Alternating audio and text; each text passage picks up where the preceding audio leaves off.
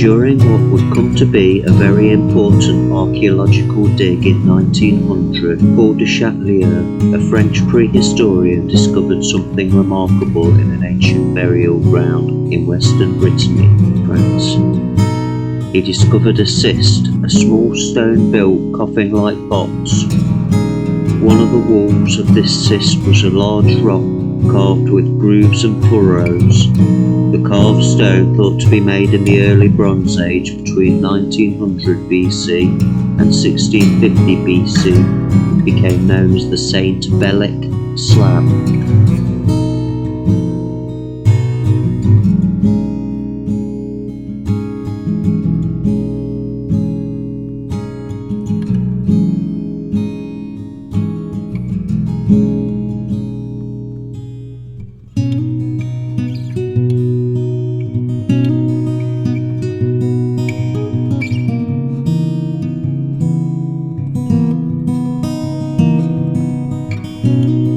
The snapped stone measured 2.2 metres long by 1.53 metres wide, is once thought to be a lot bigger, possibly up to 3.9 metres long. When Paul de Chatelier returned home, he stored the stone in a niche by the moat in his house. Upon his death, it was donated to the National Archaeological Museum in France. They lost it, but it was rediscovered in his cellar in 2014. A joint British and French team studied the rock and found something very special. They concluded that markings represented settlements, barrows and fields, that the stone was in fact a map, which turned out to be the oldest known map to mankind.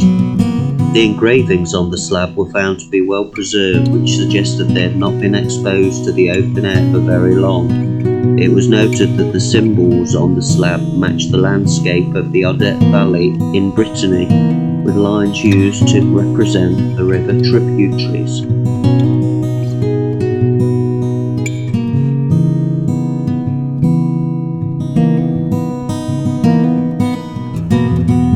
The area of the land it covers is around 19 miles by 13 miles.